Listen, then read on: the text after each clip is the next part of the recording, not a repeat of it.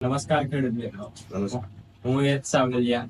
આજે પ્રોટેક્ટિવ કંપનીના એમડી એવા રાહુલભાઈ ભીમાણી સાથે આપણે ચર્ચા કરી રહ્યા હતા કે હાલની અંદર મગફળીના વાવેતર સૌરાષ્ટ્રમાં ખૂબ છે, તો તેની અંદર મેજર ઘણા બધા પ્રશ્નો હોય છે ડિઝીઝને લગતા. તો એમાં છે કાળી ફૂગ, સફેદ ફૂગ, કે જેને સ્ટેમ રોટ, રૂટ રોટ, એવા ઘણા બધા પ્રશ્નો હોય છે જેનો કેમિકલી કોઈ ઈલાજ નથી. તો એને બાયોલોજીકલી આપણે કંટ્રોલ કરવા શું શું ઉપાય હોઈ શકે, તો તે તમારી રીતે અમને જણાવો. હેતુભાઈ, સૌરાષ્ટ્રની અંદર મગફળીનું વાવેતર થયું છે. આપણે ઘણા વર્ષોથી જોતા આવીએ છીએ કે મગફળીની અંદર જ્યારે શરૂઆતથી 45 દિવસનો સમય થાય, એટલે કે વાવેતરથી લઈ અને 40-45 દિવસ સુધી કાળી ફૂગ જે મૂળની અંદર એકદમ કાળા કલરનું સ્પોટ બના અને મૂળ અને થડનો જે જમીન સાઈડનો એરિયા છે ત્યાં કાળી ફૂગ લાગી જાય છે. એટલે છોડ નાની અવસ્થાનો હોય ત્યારે એ સુકારાના પ્રશ્ન આવે છે. ત્યાર પછીનો બીજો મેજર પ્રશ્ન આવે છે સફેદ ફૂગ. સફેદ કાતરા જેવું જયારે મગફળીની અવસ્થા મોટી થતી છે ત્યારે ધીમે ધીમે જે થડના આજુબાજુનો ઇલાકો છે એ થડના આજુબાજુના એરિયાની અંદર સફેદ કાતરા જેવી ફૂગ આવવા માંડે છે. જે ફૂગ શરૂઆતમાં છોડને સુકારા તરફ લઈ જાય છે, પછી એનું સેમ ડેમેજ નીચે ફોગતા એટલે કે આપણે લોડવા જે મગફળીના થાય છે તેની અંદર પણ લઈ જઈ શકે છે. એ અવસ્થાએ જયારે સફેદ ફૂગ આવે છે. અને ત્રીજો મેજર પ્રશ્ન તમે જે કહો છો એ પ્રમાણે પાછળનો સુકારો, આગળનો સુકારો, આ બધા એક જૈવિક પરિબળો. જૈવિક એટલે બે પ્રકારની ફૂગ હોય, એક સારી ફૂગ, એક ખરાબ ફૂગ. સારી ફૂગ એને કહી શકીએ આપણે કે trichoderma, Pseudomonas, verticillium lecanii, NPK ના બેક્ટેરિયા. આ બધી બેક્ટેરિયા અને ફંગસ સારી ફૂગ છે. એની સામે સાપેક્ષમાં તમે જે વાત કરી સ્ટેમ રોટ, રૂટ રોટ, પિથિયમ સ્પીસીસ, સ્ટેમ રોટ ની સાથે સાથે આપણે જયારે જોઈએ તો ઘણી બધી સ્પીસીસો એવી આવે છે કે સુકારા અને છોડના સુકારા તરફ લઈ જાય અને અંતે ખેડૂતને બહુ મોટું નુકસાન પરિણામમાં આવે છે. તો એવા માટે થઈને આપણે પ્રોટેક્ટિવ માઇક્રોબ્સની અંદર પ્રોટેક્ટિવ માઇક્રોબ્સમાં અલગ અલગ પ્રકારના બેક્ટેરિયા, અલગ અલગ પ્રકારના આ એક ખેડૂતની માહિતી માટે છે. સૌથી પહેલા વાત કરીએ તો ટ્રાઇકોડર્મા. આ ટ્રાઇકોડર્માની સ્પીસીસ જે છે, ખેડૂત મિત્રોને આપણે બતાવવા પણ માંગશું કે ટ્રાઇકોડર્મા જે સ્પીસીસ છે આ એવી સ્પીસીસ છે કે સફેદ ફૂગ જે મગફળીની અંદર આવે છે એ સફેદ ફૂગને ખાવાનું કામ કરશે. એટલે કે સિમ્બાયોટિક રિલેશન આવશે. સિમ્બાયોટિક એટલે મૂળ ઉપર એ ચોંટી જશે અને મૂળ વાટે ઈ ફૂગને, સફેદ ફૂગને ખાઈ જશે. અને આ જે છે આ સાથે સાથે ઘણા પ્રકારના એન્ઝાઇમ, અંતઃસ્રાવો છોડ છે જે છોડના વૃદ્ધિ વિકાસ માટે જરૂરી છે.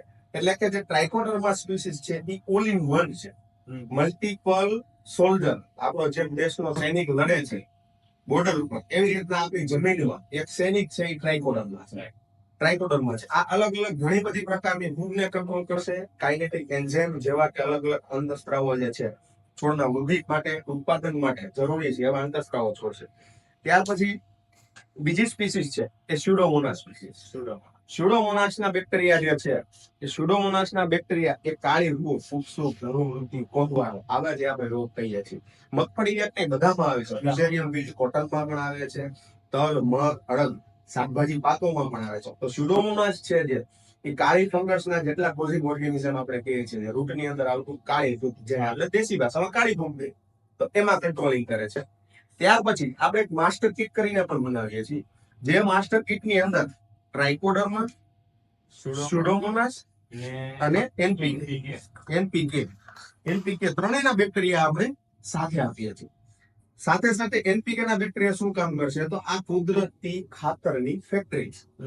આ પણ તમે જોઈ શકો છો એકવાર કે કેવા હોય રિયલમાં. રાસાયણિક ખાતરની સાપેક્ષે ઓછા નુકસાન, રાસાયણિક ખાતરની સાપેક્ષે નુકસાન બિલકુલ નહીં. એટલે કે આ કુદરતી ફેક્ટરી છે. હવામાનનું નાઇટ્રોજન ખેંચી અને એઝોટોબેક્ટર જે છે એ જમીનમાં મૂળ વાટે છોડને આપે છે. ફોસ્ફેટ સોલ્યુબલાઇઝિંગ બેક્ટેરિયા એટલે કે અલભ્ય ફોસ્ફરસ પેડો છે ને લભ્ય કરીને છોડને આપે.